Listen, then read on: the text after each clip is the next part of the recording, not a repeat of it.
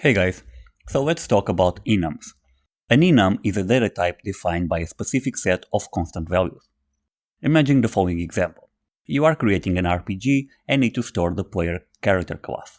The player can choose from being a warrior, a ranger, or a wizard. Now the question is, how can you store the player selection? One option is to assign an integer to each class. Then you can use its integer in your program to select which statements to run according to the player class. And while this works, this is not the best way to store the player class. You need to remember the integer code for each class, you can easily assign a different code without realizing the mistake, and the code is not that readable. So this is a good case for an enum. Because first, we know in advance the set of classes that exists in the game, it's a fixed set, and second, because that set don't change during the course of the game, has constant values.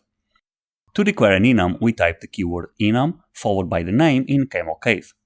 Please note that the first letter is uppercase.